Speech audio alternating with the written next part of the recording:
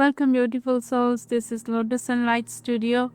Before we begin, I invite you to become fully present with yourself, bringing to your awareness the earth beneath you, whether you are sitting on the floor, on a chair, or standing somewhere in your day.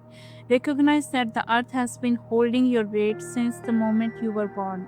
She has never asked you to prove your worth before offering her support. Become aware of the breath moving through you. It entered your body before you consciously noticed it. It leaves without asking permission. This breath has connected every generation before you and every living being around you, right? Silently bring one question into your heart, not a question born from fear or impatience, but one that genuinely seeks truth. Do not force an answer, simply offer the question to the Creator, to Great Spirit, to Adi Shakti, to the intelligence that lives within all creation. Sometimes guidance comforts us, sometimes it challenges us, sometimes it dismantles us, everything we believed about ourselves. If that happens today, welcome it, because transformation rarely begins with comfort. It begins when truth becomes impossible. And here is our first message, and that is coming from Shawl Dancer, the wild movement of Shakti. That's how I see this energy. The energy arriving first is not asking you to become more spiritual. Remember this, it's asking you to become more alive. One of the greatest misunderstanding is the belief that awakening happens through becoming quieter, softer, or detached from life. That is the biggest misunderstanding. Instead, Shakti is movement, Shakti is vibration, Shakti is the pulse of existence itself. When movement disappears, life begins leaving the body long before death arrives, and that movement may appear as joy, it may appear as grief, it may appear as creativity, it may appear as righteous anger, but all of it is a sacred when it flows. So believe me when I'm saying that you have not lost your spiritual connection. Instead, you have lost your movements. Your energy has become frozen inside unfinished emotions.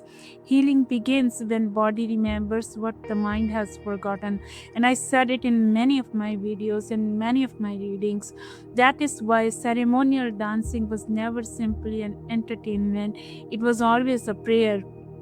Every movement of the body became conversation with the earth. Every step acknowledged that human beings do not stand above creation, instead, they move with creation.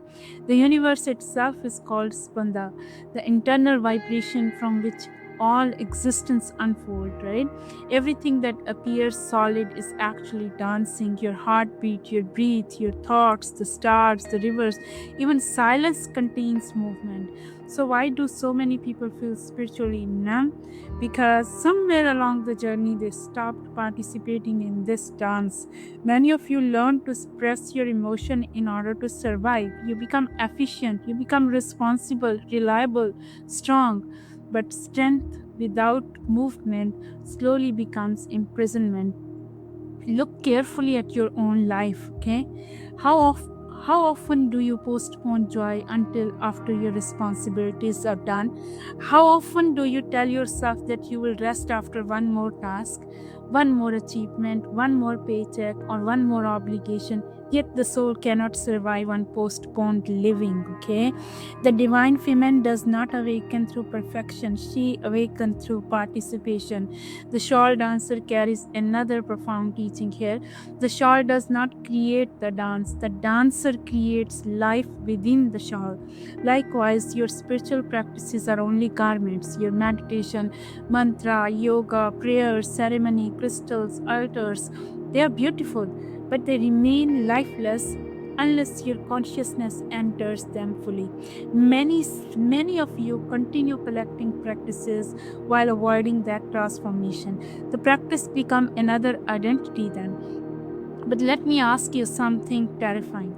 Not what do you know, not how spiritual you are, but my question is, can you become present that your entire body becomes your temple, right?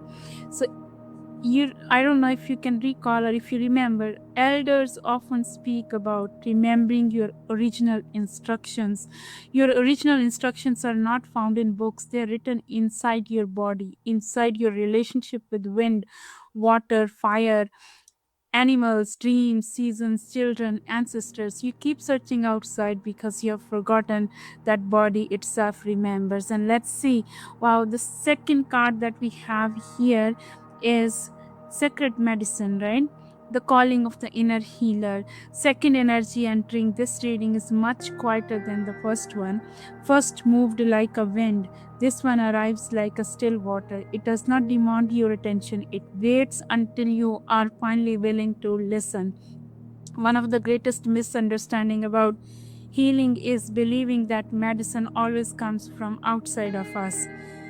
We have been taught that healing is something another person gives us. That wisdom belongs to a teacher, that power belongs to a guru, that transformation belongs to some ceremony. But what if I say to all of you that the true healer never ever gives you your power? The true healer reminds you where you buried it. This is why this energy is called calling. Not because something new is entering into your life, because something ancient inside you has begun calling your name. You have spent years trying to become someone else, trying to speak like another teacher, meditate like someone else, pray like another devotee, and live according to someone else's spiritual experience. But spirit never created copies. Creation only knows originals, right? I don't know maybe many of you are aware of it or not. In Kashmir, Shaivism, there is a teaching called Pratyabhinjana, the path of recognition. It does not say that enlightenment is becoming something greater. It says enlightenment is recognizing what has always been true. The soul is not incomplete, it is forgotten. Medicine is not simply herbs. Medicine is not simply ceremony. Medicine is the sacred gift created, placed inside every being for the benefit of the whole. One person's medicine may be listening, another person's medicine may be courage, another's may be laughter, another's may be truth, another's may be silence, another's may be creating beauty, another's may be protecting life. The problem is that our society rewards performance, not medicine. And many people become successful while abandoning a very gift that they were born to offer. So, this energy is saying stop asking what the world wants from you. Begin asking what is life trying to express through me, okay? That is a completely different question, because your medicine is not your profession, it is not your degree, it is not your social status. It is the frequency your soul naturally radiates when you stop pretending. We also call this swadharma, not merely a duty, but the unique vibration through which Shakti wishes to manifest herself in this lifetime. Every deviation from Swadharma creates suffering, not because you are being punished, but because energy begins flowing against its own nature. Now imagine asking a river to climb a mountain. It struggles because that's not its path. Imagine asking fire to become water. It loses its essence, right? Similarly, you have been trying to become someone your soul never agreed to become. That creates exhaustion. Not because you're weak, because you're living against your own current. And look at these two beautiful energies together. I see Shakti and Shiva together, right? So, moment and remembrance. Shakti moves, Shiva remember. One is the current, the other is the awareness, witnessing that current. When these two become one, life become yoga. Healing does not happen because one ceremony changes everything. Healing happens because each day you return to right relationship with yourself, with the earth, with your ancestors, with your community, with your next generations, right? Every choice either strengthen that circle or weakens it. Now the collective message today is not asking you to chase another awakening, it's asking you to embody the one already unfolding within you. If you leave this reading remembering only one thing, let it be this: your body is not an obstacle to your spiritual path, it is a part of that path. Your emotions are not enemies to conquer, they are energies to understand and transform.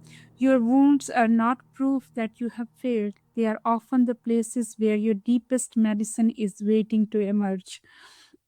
As as you leave this space today, don't ask yourself what will happen next. Instead, ask how can I walk tomorrow with a greater awareness, greater integrity, and greater love than I walked yesterday. Until we meet again, may you be blessed, and thank you so much.